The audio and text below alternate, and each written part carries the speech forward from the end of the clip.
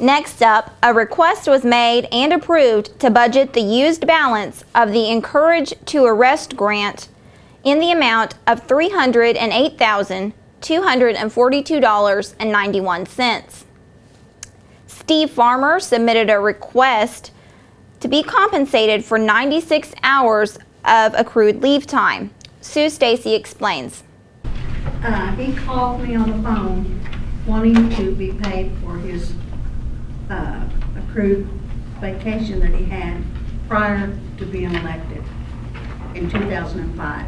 He said he was never compensated for it. So he's wanting to go back to 2005 to be paid for it. Okay. And you received this by phone directly from Steve Farmer? Yes. Okay. This was for the entire 96 hours?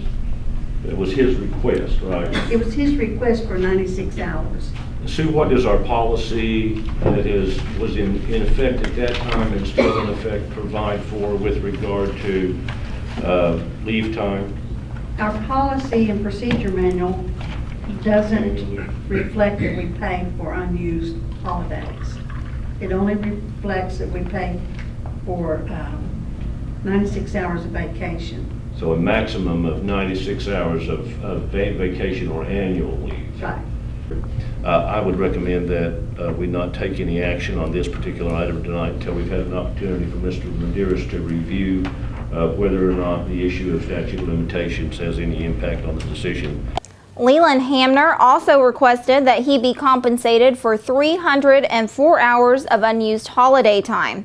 Again, Sue Stacy explains. I paid Mr. Hamner his last paycheck, and I paid him for his accrued vacation and his comp time that he had.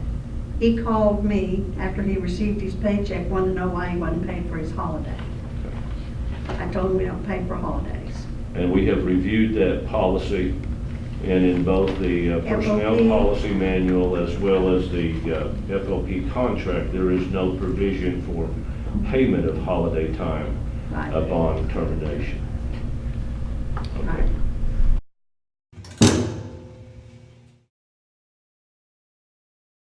Next, INTV asked the council for compensation of $500 monthly to provide you this coverage of the Tahlequah City Council meetings. Let's take a look. We'd like to thank Mr. DeGeorge and all the staff associated with INTV behind the camera for their services that you provided for the last several months, as a matter of fact. If anybody hasn't had the opportunity to watch some very compelling TV, make sure and tune in to Channel 25. You know, in all honesty, you guys do a remarkable job. I mean, you know, this is sometimes it's kind of like watching snails race up here, or something maybe that's not just too terribly exciting. But to be able to encapsulate the discussions that go on here at this and be able to do that in a fairly concise format, my hat's off to you. I don't know how you do it, but it works very nicely.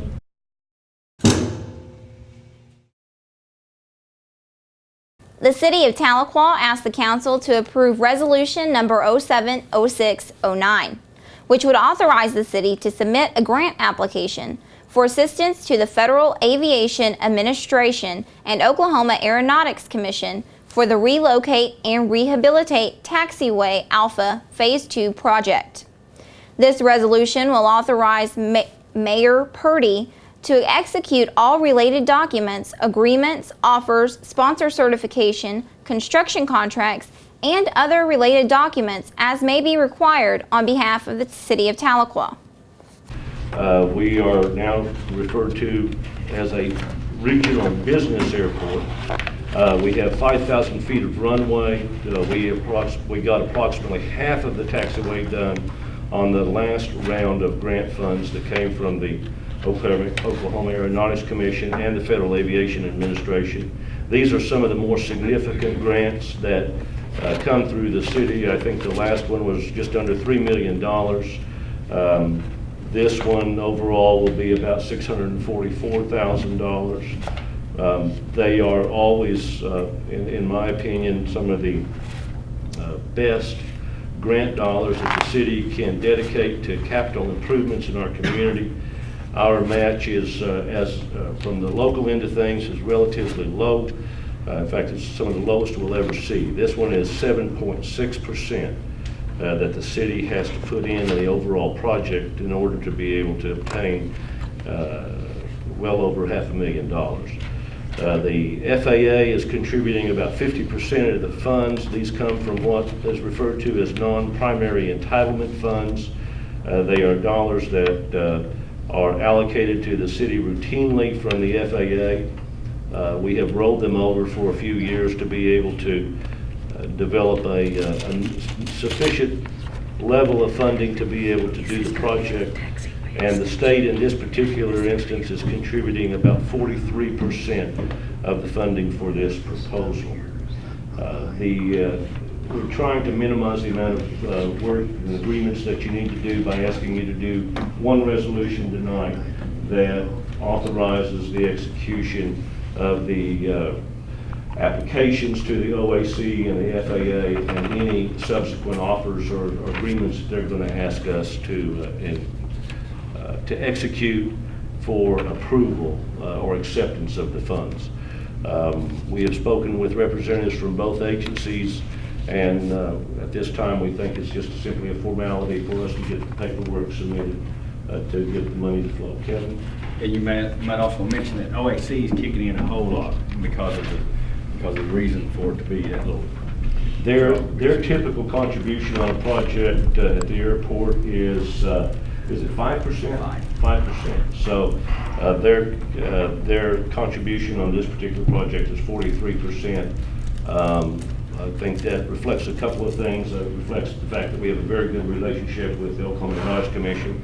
It also reflects that as a municipality, we have been committed to these improvements at our airport. We have demonstrated that commitment through previous construction projects that have developed the facility to the kind of facility that the state looks for to serve a regional purpose. And they're willing to follow that up with financial support for the city. So we certainly recommend, as we do when these opportunities roll around, your acceptance and approval of the submission of these application requests.